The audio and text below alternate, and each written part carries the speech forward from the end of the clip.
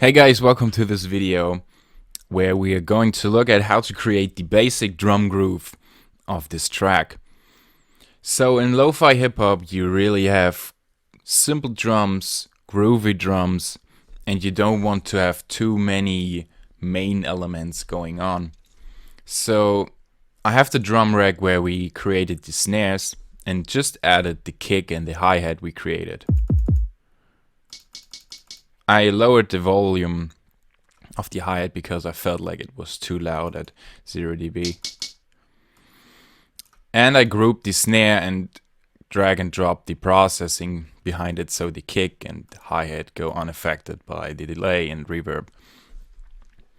So for lo-fi hip-hop you really have kinda repetitive patterns with just some slight variations to keep things interesting. And what's really prominent in lo-fi hip-hop is that you have these 8th hats. So we go to our hi-hat, activate preview so you know which note is playing, and we just kind of double click here to create the note, hit Command D, and just copy this all the way to the end. So what we have right now is kind of static, really robotic groove.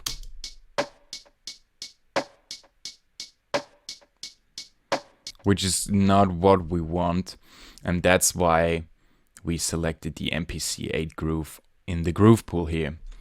So we just grab this, drag and drop it above the clip, and you can see here that the groove changed from none to the selected groove.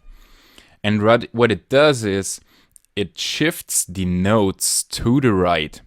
If we hit commit, it even applies this to the drawn notes, but if we don't hit commit, it has the same effect, but you will still able to modify the timing, even change the whole groove. And this gives you just the flexibilities to apply this to multiple clips. And if you think, oh well, the groove is not too good, you can just change it. So we applied the groove, and this is what it sounds like right now. Without groove, with groove. Okay, this starts to sound cool, so let's add the kick drum.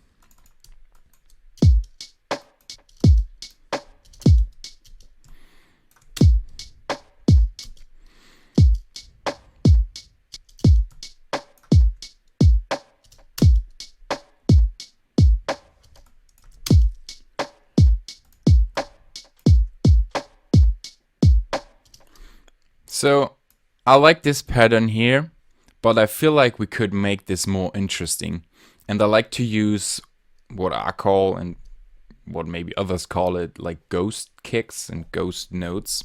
And those are, rather than main kicks that really define the groove, they're rather supporting kicks. Also, they have a lower volume just to kinda prepare the listener for the next drum hit. So what we want to do is we just change the grid. So what we have right now is 1/16th grid, and you can either change it to 1/8 or 1/32 by just hitting Command and pressing 1 or 2. But we can also make this a triolic grid by hitting Command 3. And as you can see here, the grid changed. And now we can just add the ghost kick here and lower the velocity. And we have created this beautiful jump to this kick on the offbeat here. Let's add this to the end of this section here.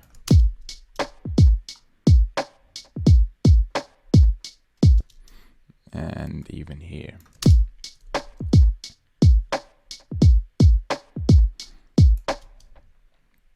So I'd rather just duplicate it and not add the ghost kick before it, just to kind of surprise the listener.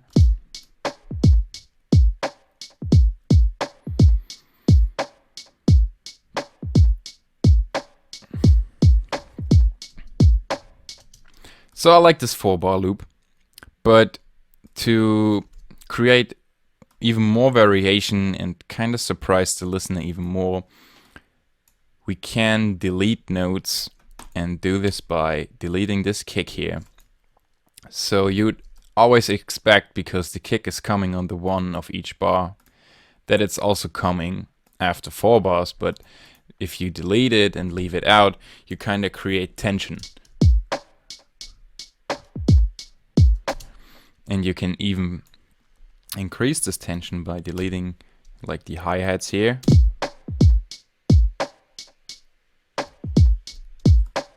This kind of makes you expect something to come here, but the tension gets released by the snare and the ongoing hi-hat pattern.